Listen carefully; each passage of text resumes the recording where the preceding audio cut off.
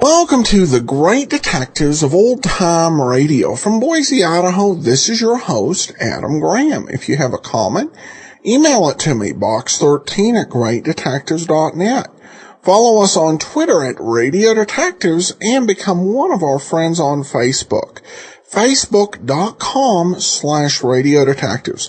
Before we do get started, I do want to encourage you as you're making your travel plans to remember JohnnyDollarAir.com. JohnnyDollarAir.com is a Priceline affiliate, so you're able to have the option of either choosing from great published fares or naming your own price. But at no additional cost to you, a portion of your purchase goes to support the Great Detectives of Old Time Radio. So remember, JohnnyDollarAir.com. Though today we won't be bringing you Johnny Dollar, we'll be bringing you Johnny Fletcher. Johnny Fletcher was created by Frank Gruber, a very prolific mystery writer, who over the course of his career wrote hundreds of short stories and novels, and over 200 TV and film scripts. This man very prolific, and these were perhaps his most famous creations. The duo that we have appearing in today's episode were actually the stars of The French Key. The French Key was the first Johnny Fletcher mystery and was adapted in 1946 for Republic Pictures. And what NBC looks like they were trying to do here was to do an audition and see if this film duo could work over the radio. So and this, by the way, was made for sponsors, potential sponsors of the program. So this was intended to be one of those NBC syndicated shows if they got enough interest. And the title of today's episode is also taken from a Johnny Fletcher book. The title is The Navy Colt, which was actually the fourth book in the series. So here now is The Navy Colt. Johnny, I don't like this. Something tells me we should have ought to minded our own business. Look, Sam, helping a damsel in distress is your business, my business, everybody's business. Oh, what's a damsel? It's, a dame. Okay, then it's your business. I don't want no part of it.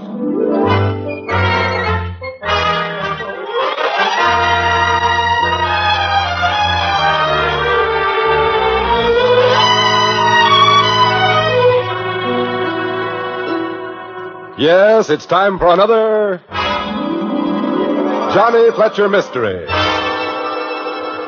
Brought to you by the National Broadcasting Company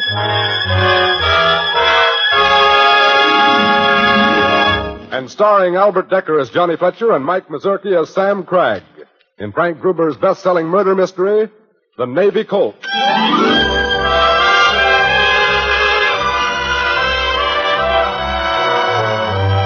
It is mid-afternoon, and we find Johnny and Sam on a busy street in New York making a fast pitch, their customary method of earning an honest dollar whenever they're broke, which they usually are.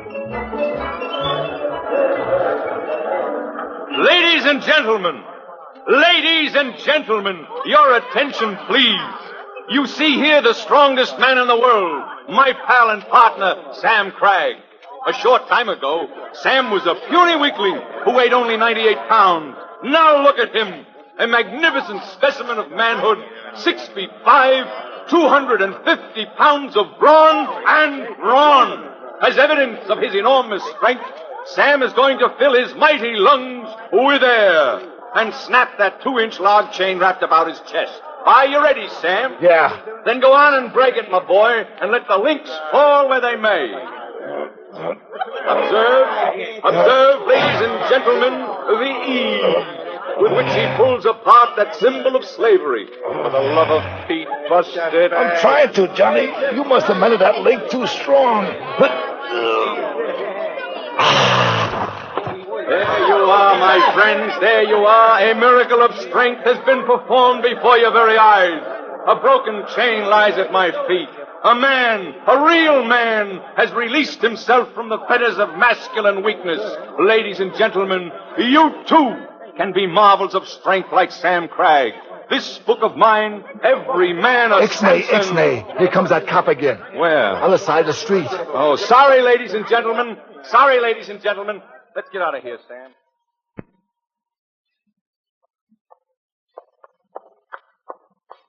What a life. A man can't try to make an honest living anymore, but what some flatfoot crabs the act. You know something, Johnny? No, what? We wouldn't be broke all the time if you was to stick to one thing or another. Why, you got brains. You got the gift of gab. And you got me. A three-way handicap, if I ever heard one. No fooling, Johnny. You got all the makings of a big business typhoon. Why don't we decide either to be a businessman or an amateur detective? One or the other, but not both. Go on, Sam. You interest me strangely. Oh, nuts. You know what I mean, Johnny. But it happens continuous all the time. We get a good start selling books or some kind of business that looks easy, and what pursues?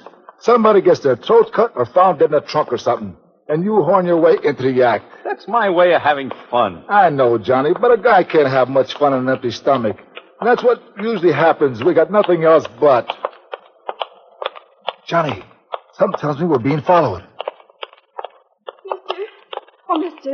Oh, hello, miss. May I speak to you a moment, sir? Why not? Well, I saw you gentlemen break that chain back there, so you must be awfully strong. Oh, you want to buy a book, huh? Get one out, Sam. Oh, no, not a book. Do you gentlemen want to earn $10? Lady, right now for $10, I'd go over Niagara Falls in a mustache cup. Now, how do we earn the sawbuck? No, Johnny, no. This is like the way it always starts. You're right, Sam. Sorry, sister. Some other time, maybe. Oh, please. You gentlemen must help me. Look, sister, let's get this straight. We're not gentlemen. I'm just a guy named Johnny Fletcher, and this rugged character is Sam Cragg, my pal. I'm happy to know you, Mr. Fletcher and Mr. Cragg. My name is Hilda Nelson. Oh, yeah? Where do you live? Park Avenue. Park Avenue. Well, is that anything to feel bad about? Park Avenue is just another word for millionaire. I know what you mean, but honestly, $10 is all I can give you. Say, how did you get those nasty-looking bruises? Well, I'd rather not say. You mean somebody did that? Yes. That's why I asked if you wanted to earn $10. Why didn't you say so in the first place? Now, what is it you want us to do? Uh-oh, here we go again. You mean you'll do it? Yep, you've talked us into it. Oh, thank you. Well, here's the $1 down. Oh, thank you. And what are we supposed to do in return for this shower of wealth? I want you to go to 205 East 63rd Street, Mr. Maxwell's apartment. It's on the 12th floor. You just ring the doorbell. Oh, sure. I'm quite a hand with doorbells. Is that all? No. When Mr. Maxwell opens the door, I want you to hit him just as hard as you can, right on the nose. Oh, that sounds like fun, doesn't it, Sam? Anything else? Yes. As you hit him, I want you to say, Hilda sends this with her compliments. Better and better. But I'll let Sam hit him. He hits harder than I do, don't you, Sam? Oh, now listen, Johnny, Never mind. A man that'll abuse a girl ought to get the stuffings knocked out of him. Just on the nose will be enough. Oh, but I want proof that you did it. Oh, sure. I'll bring you Sam's bruised knuckle. That do? No, that won't be quite enough. Any suggestions? Well, let me see. Mr. Maxwell always wears red neckties, ugly red ones. That's it. Bring me one of his red neckties. Then I'll give you the other $9. A bust in the nose, a red necktie. Then where do we meet you to get the other $9? Well, how soon can you finish the assignment? Oh, Sam and I haven't any really pressing engagements at the moment. Very well. I'll meet you at the Grand Central Station in an hour.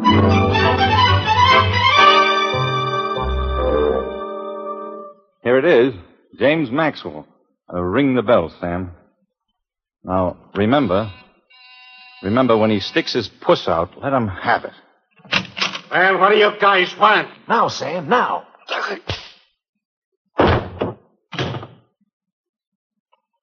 You heard that, Johnny? Oh, nothing a couple of hospitals and a bunch of doctors can't fix. Help me up, Sam. What out of rat and cheap clothing. Hitting a guy when he ain't looking. I'll fix him. Oh, you had your chance, Sam. He won't come out again. Then I'll bust the door down. So you two jerks want more of the same, huh? Look out, Sam. He's got a gun. No. Grab the gun while I hold him. Okay. There you go, I tell you. I got it. Now I'll sock him. Here you are, fella. Hilda sends this with her compliments. Now get in there. That was a narrow squeak. I guess he didn't shoot you. I don't see no blood. Of course he shot me, you lunk. Right through the coat sleeve. Look at that hole. Gee. Oh, well, maybe you can get it rewove. Remember that sport coat that I had? What? Who shut the door down the hall? I don't know. Somebody's been getting an eyeful. No telling who saw us. We gotta get out of here. Let's don't keep Hilda waiting.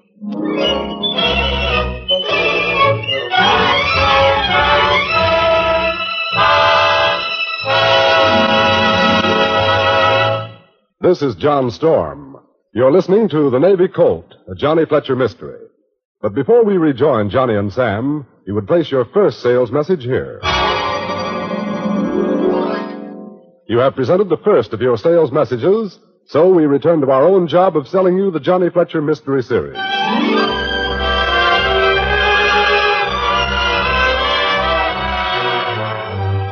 We catch up with Johnny Fletcher and his pal Sam Cragg at the Grand Central Station, where they were to meet Hilda Nelson and collect an additional $9 for hitting, as Miss Nelson so naively put it, a certain Mr. James Maxwell on the nose.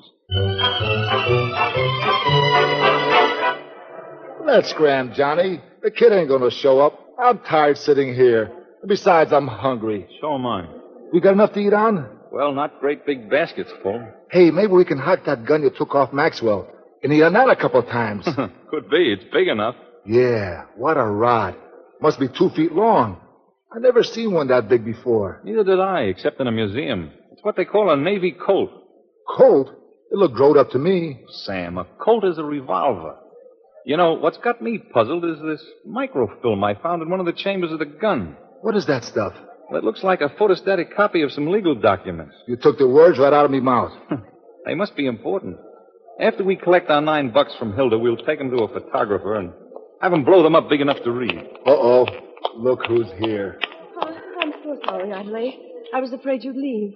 No, we like it here. Well, did you, sock him? Sister, how can you ask? Look at this thing I used to call a jaw. Oh, dear. Hey, what about our $9? But did you get the red necktie? Red necktie? Red necktie?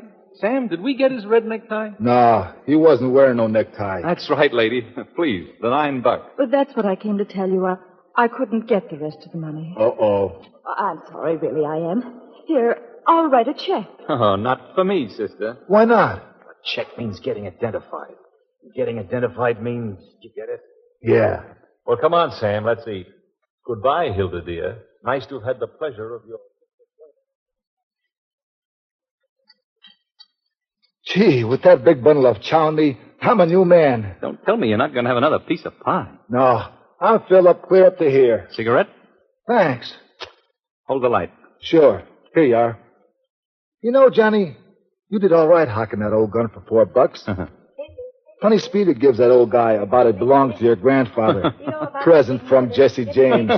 You really think him up. Paper, latest edition. Paper, mister. Read all about the East Side killing. Yeah, here's some. Thanks, mister. Read all about the big murder. Read all about it. Paper here. It's the latest edition. Paper.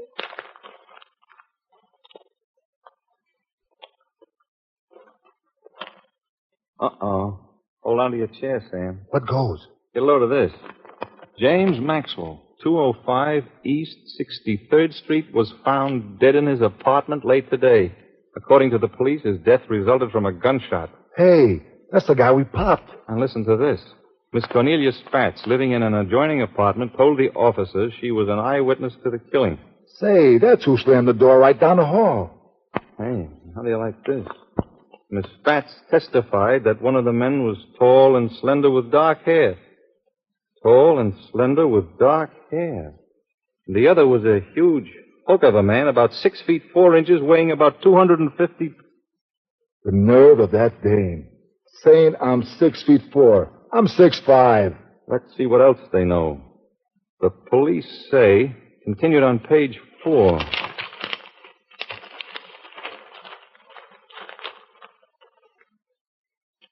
Here it is. An old-time Navy Colt revolver is missing from a gun rack on the wall and may have been the murder weapon. They are scouring the city for such a gun, which may provide a clue to the killers. Come on, we got to move fast. Where are we going? Get the gun out of Hock before the cops beat us to it. It's got our fingerprints all over. What an alley. Black as your hat. Yeah. Come on, open up! Maybe the old guy don't live in the back. Yes, he does. There goes a light. Here he comes. The Navy Colt man. I want to get the gun out of Hock. No. I keep dreaming about Indians. And I got to go back and shoot them.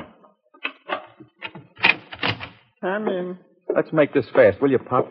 Here's your $4. Getting me up out of such a nice sound sleep. Yes, $4 it comes to. All right, here's your 4, and here's your ticket. I'm glad to get rid of this thing. It scares me to look at it. See you later, Pop. I hope not.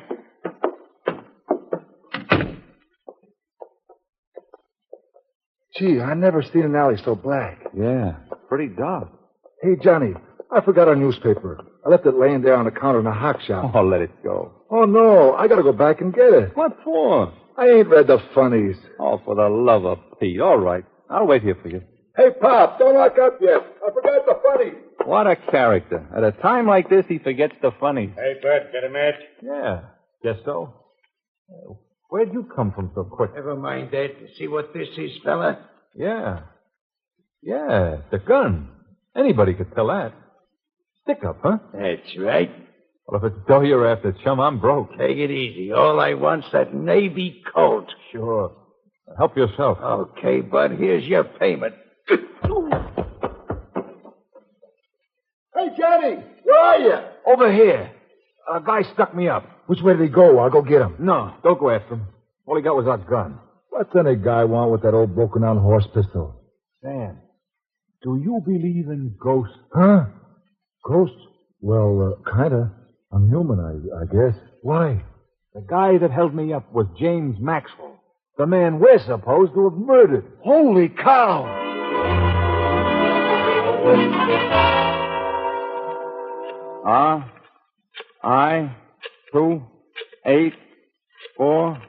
R-I-2-8-4-2-2. How do you know that's Hilda's number? Gotta be. The only Nelson in the phone book on Park Avenue. Kind of tough waking the kid up this time of the night. Wake her up. She better wake up. I'll drag her up with her hair, a little double-crossing. Hello? This is Johnny Fletcher. I want to see you right away to have a talk. Oh, that's absurd, Mr. Fletcher. I ought to hang up. Smile when you say hang, sister. You got us in plenty of trouble. Well, I didn't tell you to kill Mr. Maxwell. Kill Mr. Maxwell. Are you screwy? Now, look. You meet us in the waiting room of the Grand Central Station in 1 hour. But, Mr. Fletcher, it's so late. The Grand Central in 1 hour. And you better be there or else.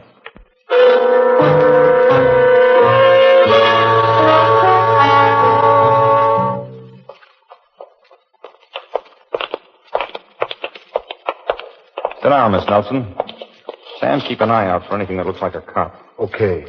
Now, young lady, what was the idea of trying to frame me and Sam for the murder of this Maxwell guy? Frame you? I don't know what you're talking Oh, about. yes, you do. You fixed it all up with a spat stain to poke a schnozzle out of a door in time to catch Sam and me doing your rough stuff. That, I don't even know her. Don't give me that. Sister, I want it right on the line. Who is this Maxwell and why did you want him socked? Mr. Fletcher, I don't think Look, babe, this is no time to kid around. Any minute now, the cops are liable to move in on us, so spill it all. All of it. What about this Maxwell guy? Mr. Fletcher, I've kept it all back for such a long time. It's going to be a relief to tell someone like you. I know I shouldn't. Who was Maxwell? Well, he was the son of a man who was once my father's business partner. Well, why did you want Maxwell socked? He kept forcing me to give him money. Lots of money. Blackmail, huh? Yes. Well, why did he hit you and put those bruises on you? Because I couldn't get any more money for him. He was furious, so he began to beat me. I managed to get away. It was right after that I saw you and Mr. Cragg. You weren't ever in love with this baboon by any chance, were you? In love with him. I despised him. I loathed him. I always have. Well, how did he force you to give him the dough? Well, he showed me a letter his father wrote when he was dying. It accused my father of killing his father. Why was your father supposed to have killed him? So my father could take over the business they started. Well, who is your father and what business is he in? He's Helmer Nelson, one of the biggest manufacturers of railroad ties in the country. Oh, I see. Well, why didn't you tell your father? Oh, no, I couldn't do that. Mr. Maxwell said he'd kill Dad, and me too, if I ever did. Hilda, there's something maybe you can explain. The man Sam and I socked was not the man who was killed. What? The man we thought was Maxwell. The guy we hit. Held me up last night and took a Navy Colt revolver away from me. The one I took from the guy I thought was Maxwell. Honestly, Mr. Fletcher, I can't explain that. What kind of looking man was he? Oh, a big gorilla about the size of Sam there. Had a red mustache and a scar across his forehead. Why, that's Carl Streeter. He and Mr. Maxwell hated each other. You sure your old man didn't suddenly get wise to what was going on? I don't really know. Who do you think killed Maxwell? Carl Streeter. You know where I can find him? Yes. He lives at 804 West 14th Street. Why? I'd better have a little talk with him. Come on, Sam, let's go.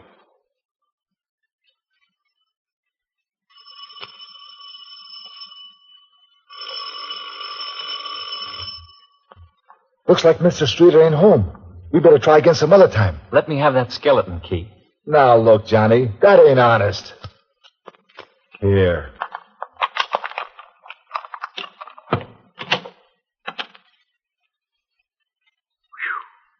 Like the inside of a hothouse. Shut the door, Sam. Hey, that looks like our gun on that table. Yeah. We'll take it along so he can't shoot us with it, like he did Maxwell. Gee, Johnny, what if he used to barge in right now? You think of the most unpleasant thing. Look, that door's shut. Maybe he's in there. Let's find out. You think we'd better? This is housebreaking or something.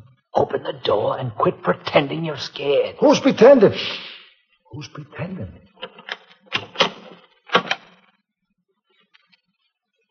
Hey, that's him on the bed. Looks like he's taking a nap. Yeah, a good long one. The guy's dead. Look, he's been shot.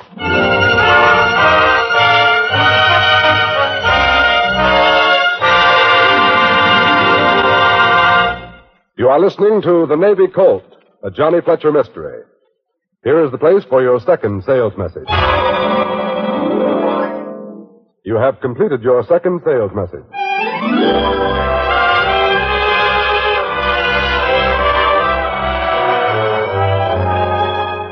Catching up with Johnny Fletcher and Sam Cragg next morning, we find them outside the apartment door of Cornelia Spatt, the woman who described them to the police as the killers of James Maxwell. Johnny, I think you're nuts. Sticking your neck out like this. Maybe so, but if this dame can really put the finger on it, it's going to be a tough winter. We got to find out. But I'm worried. So am I. Here's the apartment. Miss Cornelia Spatt. Get out of sight. Okay, but be careful.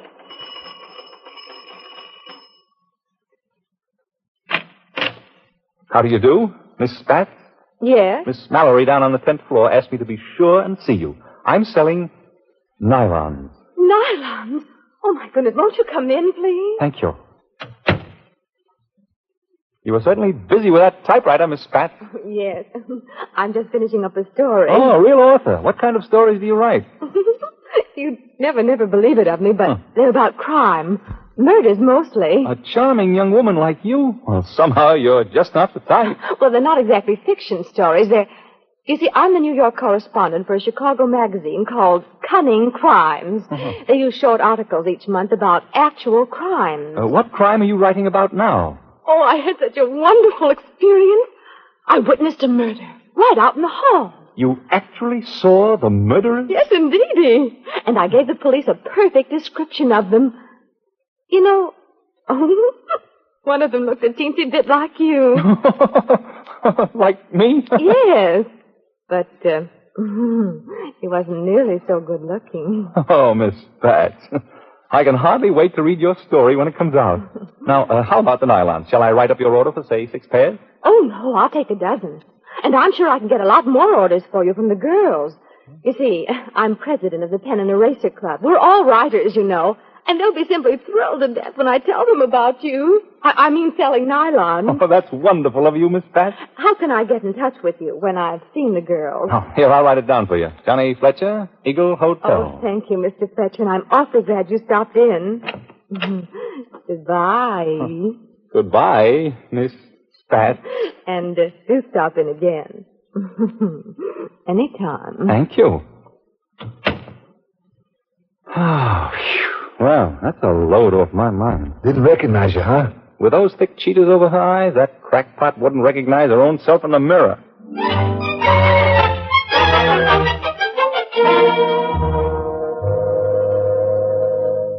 Mr. Nelson, I'll get right to the point. You've been paying a lot of dough to a guy named Maxwell. The guy that got bumped off the other night. There's only one answer to a stupid remark like that, Fletcher. Get out of my office or I'll have you thrown out. Take it easy, Nelson. Whether you know it or not, your daughter got herself into one dilly of a mess, and what's more, she got me into it, too. Just who are you and what do you want? I told you. I'm the guy that got into a jam trying to help your daughter. Ridiculous. I'm perfectly capable of giving my daughter any help she needs. That's a laugh.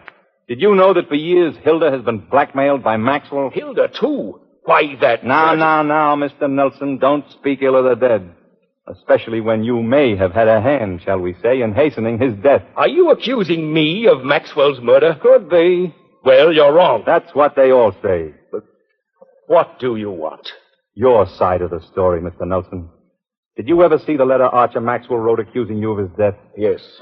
James Maxwell has held it over my head for years. But I didn't kill his father. It was an accident. Archer must have been out of his head when he wrote that note. Just what was in the letter? Oh, I don't remember the exact wording, but it accused me all right.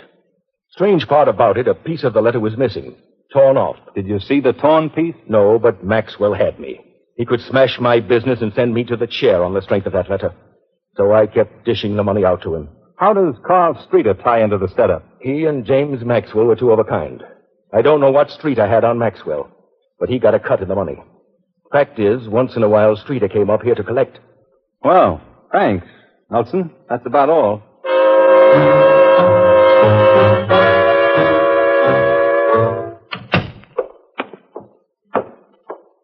Ain't it funny, Johnny?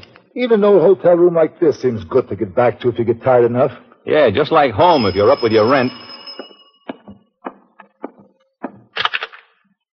Johnny Fletcher speaking. Oh, hello, Mr. Fletcher. This is Cornelius Pat. I have some good news. I saw some of the girls, and I have quite a few nylon orders for you. Could you come over right away? Thank you very much, Miss Pat.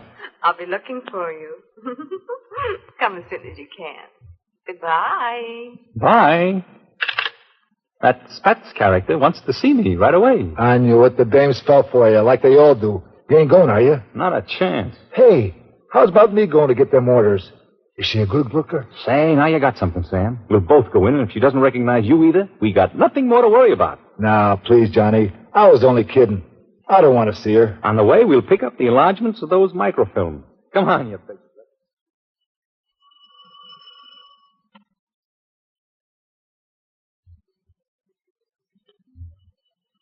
Sam, you're about to lose those pictures. Shove them down further in your pocket. Yeah, I'll watch them. Johnny, I'm worried. By yourself, this Spats dame didn't recognize you.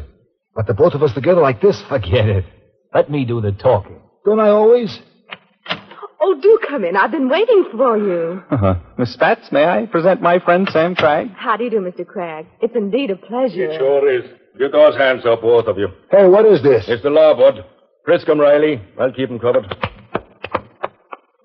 They're clean, huh? Hey, what is all this about? We're arresting you two for the murder of James Maxwell and Carl Streeter. Who says? I do. I definitely saw you do it. You thought I didn't recognize you when you came snooping around the other day, pretending to sell nylons. I'm not that stupid. And I thought you liked me, Miss Spats. Don't be absurd. And I'm afraid all those crime stories you write have gone to your head. Please get these men out of here, officers. I have work to do. Sure, lady. Put the cuffs on them, Riley. Let's get moving. Now, just a moment, officers. Miss Spats, you know we didn't kill Maxwell and Carl Streeter. Tell it to the judge. And don't forget, fella, anything you say now will be used against you. The trouble is you have too much imagination, Miss Spats. Or may I call you Mrs. Maxwell? How dare you say such a thing? Oh, I'm impulsive that way. Officers, I'll leave it to you. Sam, give me those photographs. Here, take a slant at this. It's a photograph of the marriage license of Cornelia Spats and James Maxwell. Yeah, that's right. Well, suppose Mr. Maxwell and I were married. What of it? Nothing. Except that you would have cause to become very jealous when you imagined your husband was falling for Hilda Nelson. Well, he was falling. Maybe so. But Hilda Nelson's a swell kid. Your husband couldn't get to first base with her. It's beginning to look as if you're the one who has too much imagination, Mr. Fletcher. Oh, no. The fact is, you've been masterminding the blackmail deal against Hilda and her father for years, and you were getting fed up with having to split the dough 3 ways. Everything you say is absolutely absurd, Mr. Fletcher. Oh, no. You really worked it out slick, Cornelia. You took the apartment next to your husband so you could keep everything under control and still not be suspected of anything. Then... Officers, will you please take these men away? Lady, looks like that guy's got something. Go on, Bud. Well, Cornelia, you were scared of being tied into the deal if anything ever went wrong, so you had a copy of your marriage license made on microfilm and hid it in the chamber of the gun. Then you destroyed the license. Look at this other film, officer. What's it all about? It's the photograph of the original letter that Cornelia and her playmate blackmailed Hilda Nelson and her father with. It was made before the corner was torn off. You see? The letter actually clears Nelson of any suspicion of killing Archer Maxwell. That's why Archer wrote it. But the way it's worded, with the corner missing, it becomes a perfect accusation. Gee, Johnny, you never cracked to me you had this all figured out. I didn't. Till we picked up those film enlargements on the way here. What's all this leading up to, Fletcher? To the fact that Sam and I didn't kill James Maxwell and Carl Streeter. It was Cornelia Spatz. I did not. You can't prove that I did. How do you think she killed him, Bud? Oh, that little fracas Sam and I had with Streeter, thinking he was Maxwell, was just what the doctor ordered for her. She waited till Carl Streeter had gone, then she stepped across the fire escape to her husband's apartment and shot him. And what about Streeter? Oh, she got afraid of what Streeter might say if the cops picked him up. So she went to his apartment and killed him. That's right, isn't it, Cornelia? Here's my answer to that. Get her gun, Sam. Oh, let go of me. Let go of my arm. Oh. Well, sister, that settles it. Same as a written confession. Put the bracelets on, O'Reilly. Oh. Nice going, fella. You done some nice figuring on this one. Thanks. I'm sorry it had to be a dame.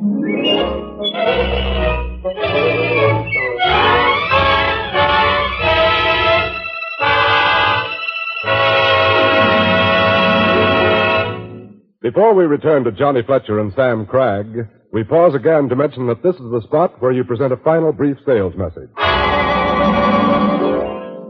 Now, back to Johnny Fletcher and Sam Cragg. They have just entered their hotel room. Sam Cragg speaking. Oh, Sam, this is Hilda. Dad and I just heard the wonderful news about what you did. We're so happy. Oh, it was nothing. Sam, Dad and I were just wondering if... Sam. Hold the phone, Hilda. Go away, Johnny. You bother me. Yes, Hilda, go on. Well, Father and I want you and Johnny to come over and have dinner with us. Why, sure. Love to, honey. Sam. Just a moment, Hilda. Listen, you dope. We're invited to the Nelsons for dinner. Eat. Eat. Remember? We can't go. What's the matter with you, Johnny? Why can't we? Because there's a dead guy in our closet. Uh-oh. Here we go again.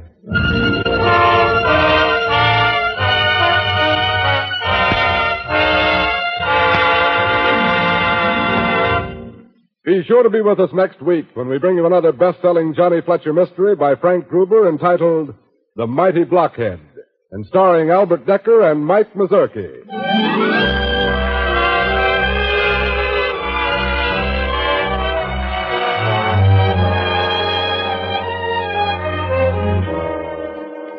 Tonight's story was The Navy Colt.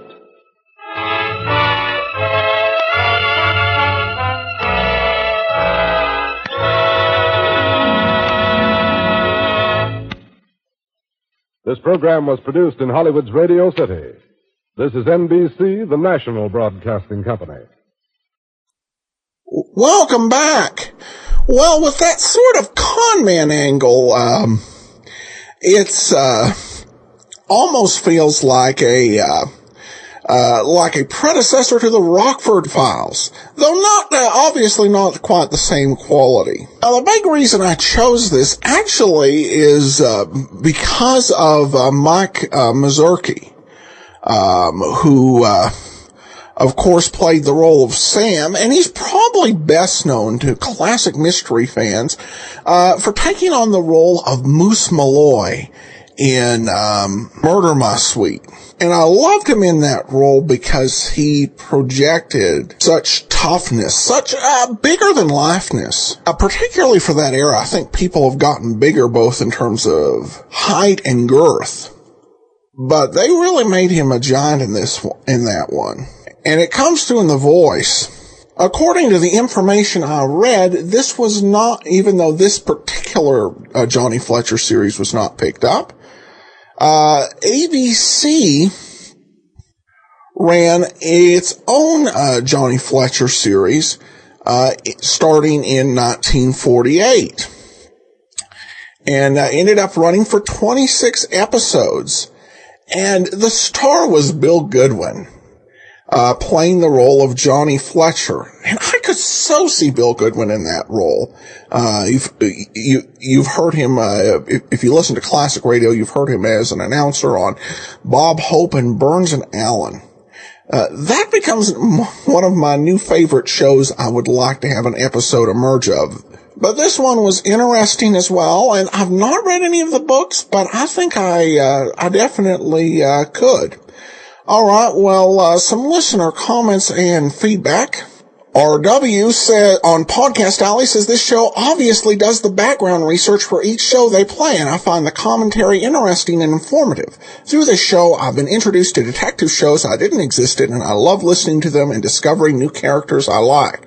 Well, I hope you discovered a couple this week. And then we have this comment from Diane. On my iPad, I use the app called OTR Streamer. It has lots of different genres. There's no dialogue as you do with each show, but there's a good selection of OTR shows. Thanks, Adam, for all the work you do on your shows. Love listening to your great detective shows. One thing we need to remember is that we can't look at these through 2013 eyes. The world was different in the 1940s and 50s. Well, thanks so much. First of all, regarding OTR Streamer, that is actually a pretty good app just for convenience. I don't know if they always have the highest quality available, but for variety, it can't be beat. And I've got it on my iPod as well. And sometimes if I'm going out somewhere and I don't feel like looking on the computer or something like that, I'll just download the episode off OTR Streamer, and it works fine. A decent selection, just for something that you have there on your iPhone. So I think that's a good one. I think there are two sides to it. I don't think we can not look at it through 2013 eyes, but I think we also have to, because we see them through the eyes we do, but I think we have to have some respect for this was another time. And in some ways, when we sit down and we listen to these programs, we really we're guests in another time, another place. And you have to be able to relax a bit and accept that. Because, I've known folks who, could never really enjoy any Golden Age material because they were holding everybody constantly to modern standards and so busy being constantly offended that you just can't get into it. All right. Well, that will do it for today. We'll be back tomorrow with Nick Carter. Next week, we'll be back to yours truly, Johnny Dollar, on Wednesday for a couple of weeks. In the meantime, send your comments to Box13 at GreatDetectives.net. Follow us on Twitter, Radio Detectives, and become one of our friends on Facebook, Facebook.com/Radio Detectives. From Boise, Idaho, this is your host, Adam Graham, signing off.